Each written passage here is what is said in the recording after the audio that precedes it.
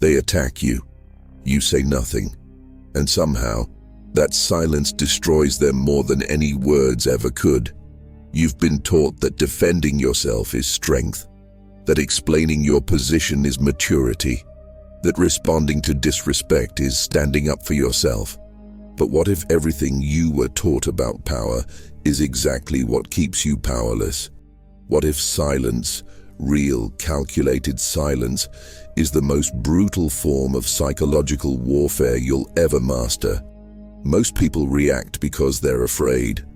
Afraid of looking weak, afraid of being misunderstood, afraid that silence means surrender. But silence doesn't mean you've given up. It means you've already won. Because while they're screaming, explaining, defending, you're watching, you're learning, you're in control. And control is the only currency that matters. This isn't about being cold for the sake of cruelty.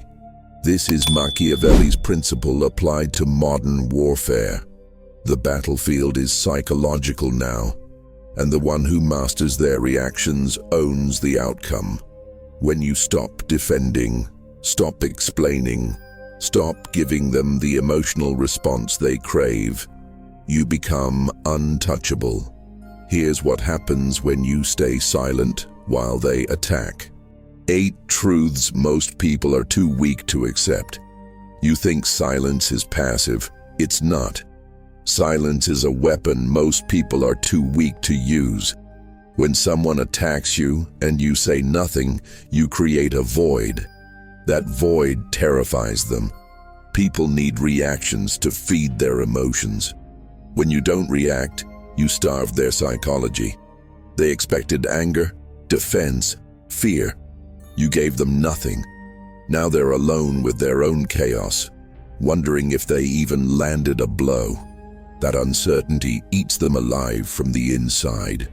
Silence forces the attacker into a mental cage of their own making. They start replaying the moment, analyzing your lack of response, questioning their power. You didn't engage in their game, so now they're playing alone. And people who play alone always lose. I've watched this pattern repeat endlessly. The loud one screams, the silent one watches, and control shifts without a single word. It's not about being cold for the sake of cruelty. It's about understanding that emotion is currency and you're refusing to spend yours. When you withhold your emotional reaction, you become unpredictable. Unpredictability is dominance in its purest form. The psychology here is simple but brutal. Humans are wired to seek validation through response. When you attack someone, your brain expects feedback, defensiveness, anger, tears, anything. That feedback loop confirms your relevance, your power to affect another person. Break that loop, and you break their confidence. They start to wonder, why didn't they care? That question becomes a splinter in their mind. They'll obsess over it long after the moment has passed. Meanwhile, you've moved on, untouched. This is how you turn their aggression into their own mental prison. Most people confuse silence with weakness because they've been conditioned to equate loudness with strength. That's a survival instinct from childhood. Cry, and you get attention. Scream, and you get protection. But adulthood operates on different rules. In the adult world, the one who controls their reactions controls the room. When you refuse to be baited, you signal something far more dangerous than anger: self-mastery. And self-mastery is terrifying to those who live enslaved by their emotions. They sense they're facing someone who operates on a different level, someone who doesn't need approval or validation to feel whole. There's a reason interrogators use silence as a tool. It creates pressure without force. The absence of sound becomes louder than any accusation. When you stay silent after an attack, you're not ignoring them. You're studying them. You're watching how they unravel, noting their tactics, understanding their triggers. This isn't about fairness or morality. This is survival. And in survival, the one who observes without reacting always outlasts the one who burns energy on emotion. Silence isn't retreat, it's reconnaissance. But what happens when they realize silence isn't enough, and they try to force you into explaining yourself? The moment you explain yourself, you've already lost. Explanation is the language of the inferior. It's what people do when they're desperate to be understood, to be accepted, to be forgiven. You justify your actions when you believe someone else has the right to judge them. But here's the truth. No one has that right unless you give it to them. When you explain, you hand over your power. You're saying, I need your approval to feel valid. That's weakness dressed up as communication. The strong don't explain. They simply are. Watch how people in real power operate. CEOs don't justify their decisions to every employee who questions them. Judges don't defend their rulings in the hallway. Leaders don't explain their strategy to those who weren't part of the planning. Why? Because explanation creates the illusion of equality where none exists. When you explain, you invite negotiation. You open the door to debate, to challenge, to manipulation. You're essentially asking for permission to exist as you are. And the second you ask for permission, you've placed yourself beneath the person you're explaining to. This is a psychological hierarchy being established through language. I learned this the hard way. Years ago, someone accused me of being cold during a disagreement. My instinct was to explain that I wasn't cold, just logical, that I was trying to solve the problem, not attack them. I spent 20 minutes defending my emotional state, and with every sentence, I could feel my authority draining. By the end, they weren't listening to my logic. They were watching me squirm. That's when I understood. Explanation is a form of begging. You're begging someone to see your perspective, to validate your reasoning, to absolve you of their judgment. But respect doesn't come from understanding. It comes from boundaries. The psychology of dominance is built on silence and certainty. When you're certain of yourself, explanation becomes irrelevant. You don't need others to understand your choices because their understanding isn't required for your existence. This isn't arrogance, it's self-sovereignty. Think about nature. A lion doesn't explain why it's at the top of the food chain. It simply occupies that space. The gazelle doesn't question it. The ecosystem accepts it. That's how power works. It's recognized, not argued. When you start explaining, you're essentially saying, I'm not sure I deserve this position, so let me convince you. And the moment you try to convince someone of your power, you've already admitted you don't have it. There's a subtle manipulation happening when people demand explanations from you. They're testing your boundaries. They want to see if you'll submit to their emotional pressure. If you fold and start justifying yourself, they've established control. They've learned that if they push hard enough, you'll crack. You'll expose your reasoning, your vulnerabilities, your need for their acceptance. From that point forward, they know how to manipulate you. Just question you, and you'll explain. Just challenge you, and you'll defend. You've become predictable. And predictability is the death of respect. But there's something even more dangerous than explaining yourself. It's letting your emotions speak when your mind should be ruling. Your emotions are a weapon in someone else's hand the moment you lose control of them. Every time you react with anger, fear, or desperation, you're broadcasting your weakness. You're showing exactly where to strike next time.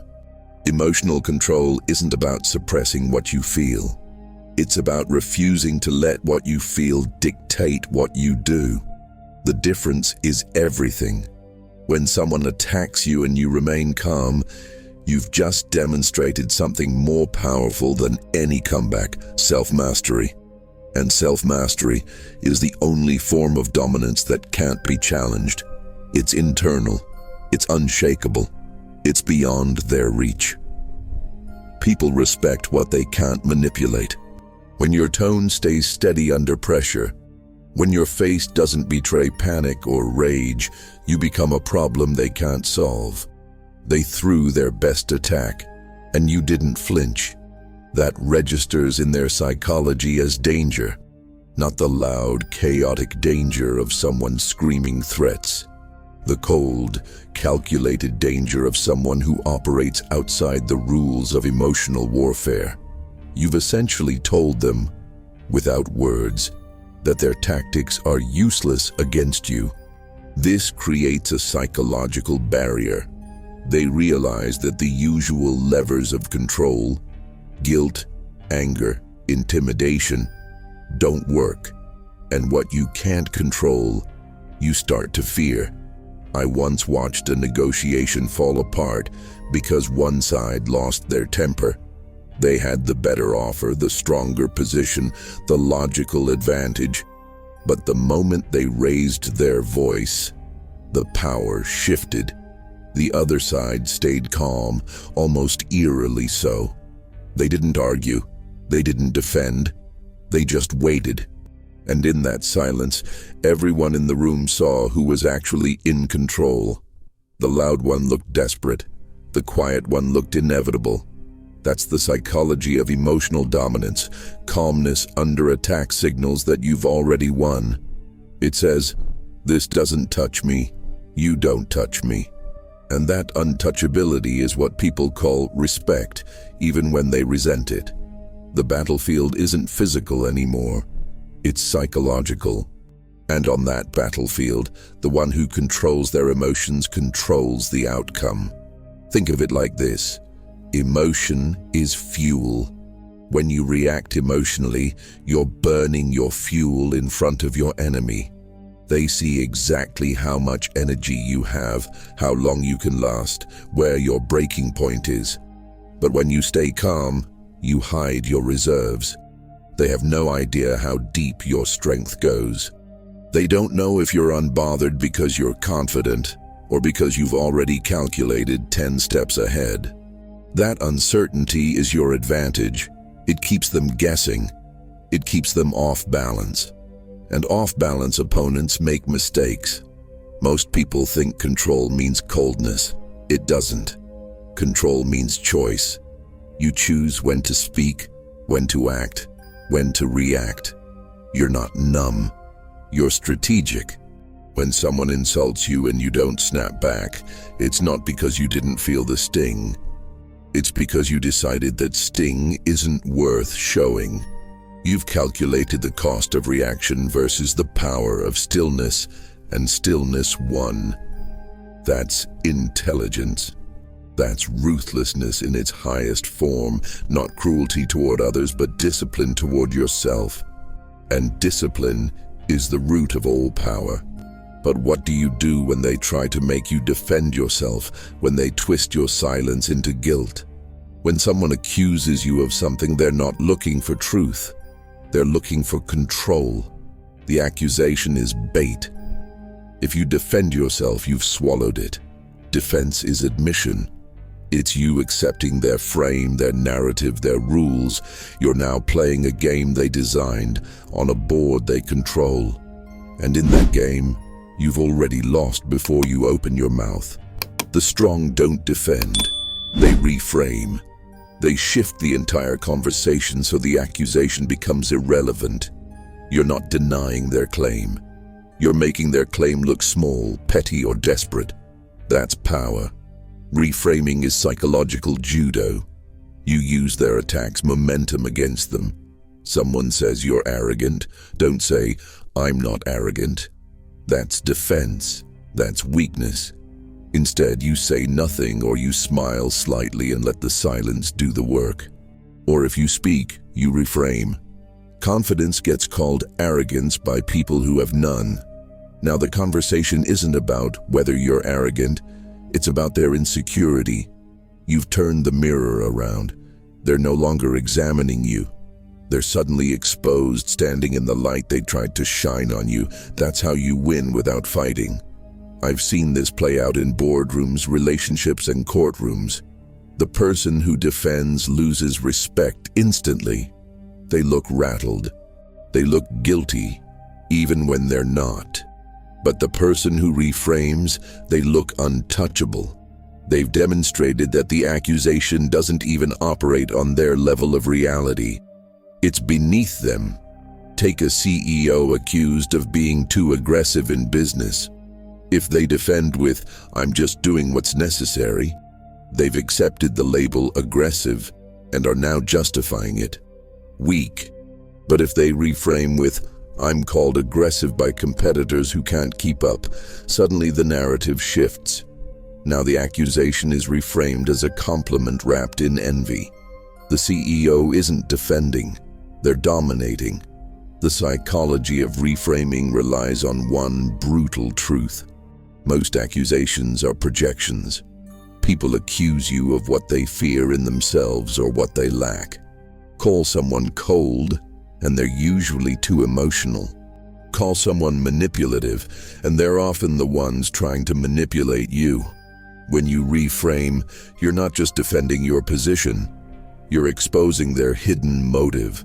You're pulling back the curtain on why they attacked in the first place. This creates shame. Not the kind you inflict with insults, but the kind that comes from self-awareness they didn't want.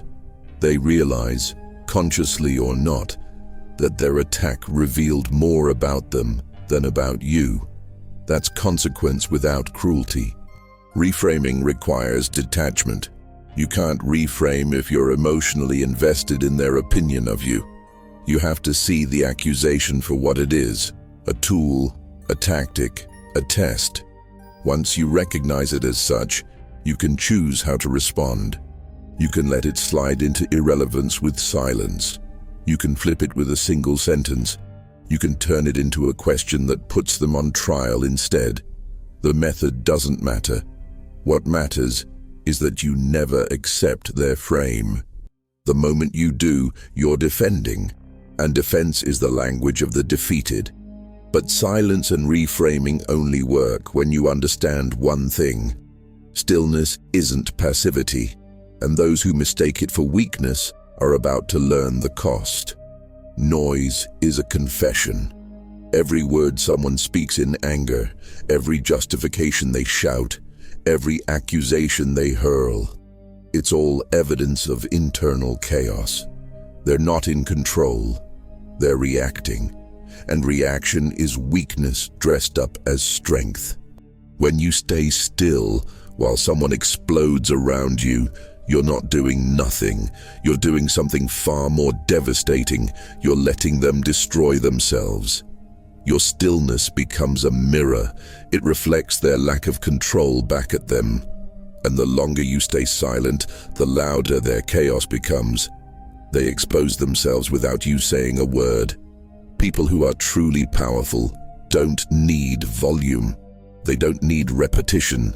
They don't need to convince anyone of anything. Their presence is enough.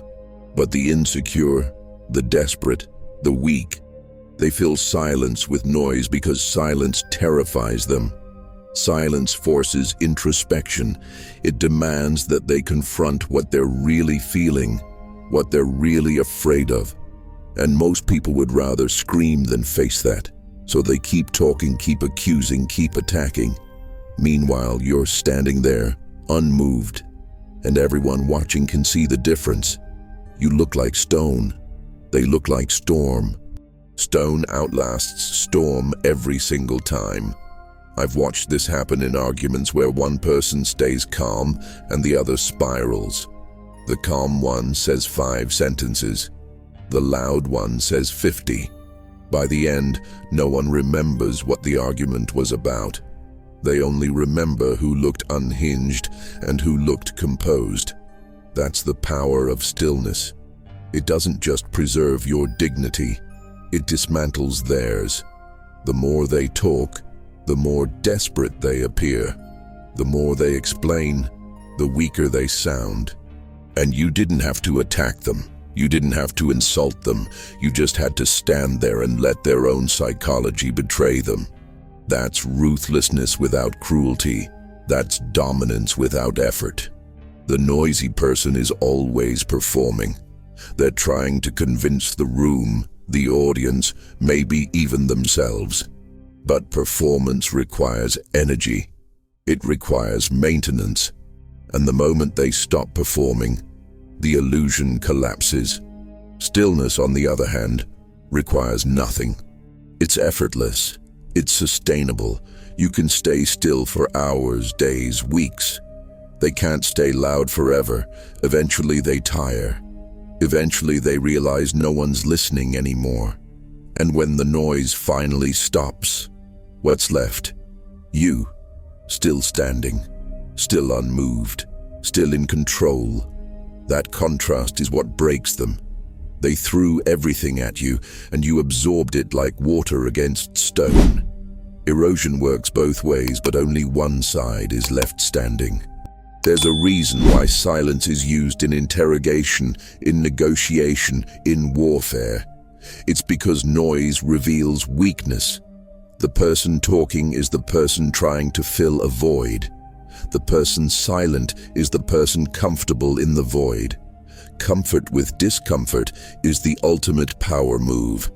When you can sit in silence while someone screams at you, you've demonstrated something primal. You don't need their approval, their understanding, or their validation.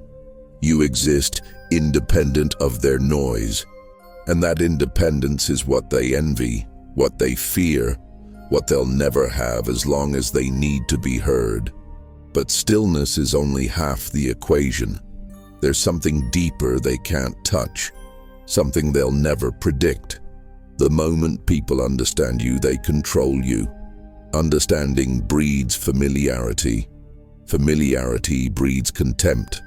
When they know how you'll react, what you'll say, where your boundaries are, they've mapped your psychology. You've become predictable. And predictability is the death of respect. Mystery, on the other hand, is magnetic. It keeps people guessing. It forces them to stay alert around you. They can't relax because they don't know what you're thinking, what you're planning, or what you're capable of. That uncertainty creates a gap. And in that gap, fear lives. Not terror, not panic, just enough unease to keep them cautious. When you don't react the way people expect, you break their mental model of you. They thought they had you figured out. They thought they knew which buttons to push, which words would hurt, which tactics would work. Then you respond with silence, or with something they never anticipated, and suddenly their entire strategy collapses. They're forced to recalculate. And recalculation takes energy. It takes focus. It puts them on the defensive even though they were the ones attacking. This is how mystery flips power dynamics. You're not fighting them. You're making them fight their own assumptions about you. And assumptions are always weaker than reality. I once knew someone who rarely spoke in meetings. When they did, everyone listened. Not because they were loud or aggressive, but because no one knew what they were going to say. Their silence created anticipation. Their words carried weight because they were rare. Compare that to someone who fills every pause with commentary. After a while, people stop listening. They know what's coming. There's no surprise, no intrigue, no consequence to missing it. That's the difference. Mystery isn't about hiding. It's about controlling information. It's about making people work to understand you. And people value what they have to work for. They dismiss what's freely given. The psychology of mystery taps into something primal. Humans fear the unknown. We're wired to seek patterns, to predict outcomes, to feel secure in our understanding of the world. When you disrupt that by being unreadable, you trigger their survival instincts. Not in a violent way, in a calculating way. They start watching you more closely. They start interpreting your silence, your expressions, your smallest gestures. They're trying to decode you. And while they're busy doing that, they're not attacking. They're not challenging. They're studying. You've shifted from being their target to being their puzzle. And puzzles command respect. Mystery also protects you. When people don't know your next move, they can't sabotage it. When they don't know your weaknesses, they can't exploit them. When they don't know your limits, they don't know how far they can push. This is survival strategy. Every general knows you don't reveal your full strength until the moment of attack. Every negotiator knows you don't show your hand until the deal is closing. Mystery is leverage. It's the space between what they think they know and what you actually are. And in that space, you operate freely. You make moves they don't see coming. You hold power they can't measure. But mystery alone isn't enough if your timing is weak, because when you respond matters more than what you say. Time is the most underrated weapon in psychological warfare. When someone attacks you and expects an immediate response, they're expecting you to be reactive. Reactive means emotional. Emotional means controllable. But when you delay your response, hours, days, sometimes indefinitely, you disrupt their entire strategy. They've prepared for a fight. You've refused to show up. That refusal communicates something far more threatening than any comeback. You're not operating on their timeline. You're not dancing to their rhythm. You've got your own tempo and they're not invited to conduct it. A delayed response forces the attacker into a psychological limbo. They said something designed to provoke you. They're now waiting for validation that their words landed. But you give them nothing, not right away. They start to wonder, did they see it? Did they care? Are they planning something worse? That uncertainty eats at them. Every hour that passes without your response, their anxiety grows. They start checking for your reply. They start second-guessing their attack. Maybe they overstepped. Maybe they misread the situation. Meanwhile, you're going about your life, completely unbothered. You've turned their attack into their own mental prison, and you didn't even acknowledge it. I've used this in conflicts where someone sent a hostile message clearly designed to bait me into an immediate argument. My instinct was to fire back, but I waited. 3 days. No response. When I finally replied, it was calm, brief, almost indifferent. By that point, they'd already spiraled. They'd sent follow-up messages, softened their tone, tried to backtrack. My delay had done all the work. It communicated that their attack wasn't urgent enough to interrupt my focus. It wasn't important enough to prioritize. That hit harder than any insult I could have thrown. Because the message wasn't "you're wrong," it was "you're irrelevant." And irrelevance is the ultimate blow to someone seeking dominance.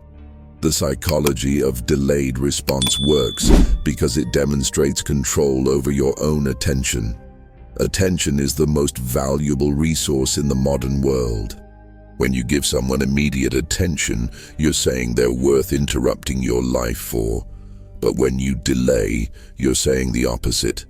They can wait. They're not a priority. They're not a threat. This doesn't mean you ignore everything. It means you decide when and how to engage. You set the terms. You control the pace. And control over pace is control over power. Fast responses look desperate. Slow responses look deliberate. Deliberate always wins. There's also a tactical advantage. When you delay, you respond from a position of clarity, not emotion. You've had time to think, to strategize, to see the situation from multiple angles. Your response isn't reactive. It's calculated. It's precise. It cuts deeper because it's not fueled by anger or hurt. It's fueled by cold assessment. You know exactly what to say to dismantle their position. You know exactly where they're vulnerable. And because you waited, they've already shown their hand.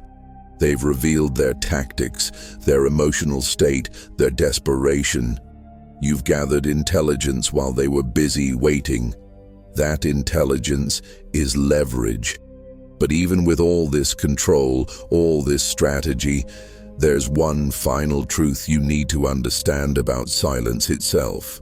True dominance doesn't announce itself. It doesn't need to.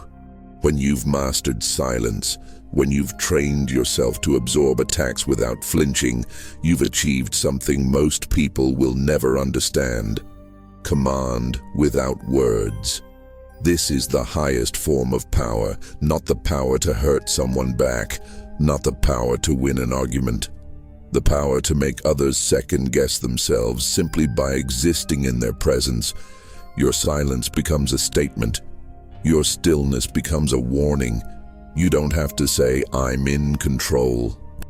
Your lack of reaction says it for you. The silent command is what separates those who talk about power from those who possess it. Anyone can shout. Anyone can threaten. Anyone can make noise and call it strength. But to stand in the middle of chaos, to be verbally attacked, questioned, disrespected, and remain unmoved, that's rare. That's terrifying to witness, because it signals something that can't be faked. Internal sovereignty. You're not controlled by their words. You're not manipulated by their emotions. You operate from a place so deep inside yourself that their external noise can't reach it. And when people realize they can't reach you, they start to fear what else they don't know about you. I once watched someone lose an entire room's respect by over-explaining their authority. They had the title, they had the position, but they felt the need to remind everyone of it constantly. I'm the one who makes the decisions here. I've been doing this for 15 years. Every sentence was a defense of power they supposedly had. But real power doesn't defend itself. It simply is. Compare that to someone who walks into a room, says nothing, and everyone instinctively adjusts their behavior. That's command. That's the silent authority that comes from psychological mastery. You don't tell people you're in control. You make them feel it in their gut. The absence of reaction is the message. When someone attacks you and you don't defend, don't explain, don't retaliate, you've communicated something profound. You don't have the power you think you have. That's devastating, because their attack was an attempt to establish dominance. Your silence denied them that. You refused to play the role they assigned you. You refused to be the victim, the defender, the reactor. You became the observer, and the observer is always above the observed. This shift in positioning happens without violence, without words, without drama. It's clean, it's surgical, it's absolute. Control is quiet. Chaos is loud. That's the law. You see it everywhere once you know what to look for. The boss who has to yell has already lost authority. The partner who has to remind you they're right is already wrong. The fighter who has to talk trash before the match is already afraid. Real power moves in silence. It doesn't need validation, approval, or recognition. It exists whether others acknowledge it or not. And that independence from external judgment is what makes it unbreakable. You can't attack what doesn't need your opinion to survive. You can't manipulate what doesn't need your approval to exist. The silent command is the final evolution of psychological dominance, when your presence alone dictates the terms and everyone else simply adjusts. Control isn't loud. Control doesn't explain. Control doesn't beg for understanding or approval.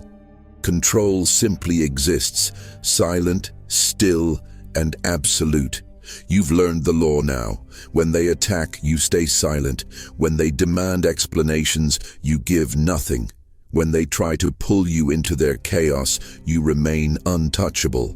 That's not weakness. That's mastery. That's survival. Every time you refuse to react, you're executing psychological warfare they don't even understand. They're fighting themselves while you watch. They're exposing their weakness while you remain hidden. They're burning energy while you conserve power. This is Machiavelli's principle in action. Dominance through detachment, respect through mystery, control through silence. You want to go deeper? Watch the video. They can't control you. Machiavel's ruthless secret. It completes what you've just learned here. You need both truths to become untouchable. Now write this in the comments. Silence is my weapon, not as a request, as a command. Declare it, cement it, make it real. The weak defend, the strong observe. You know which one you are now.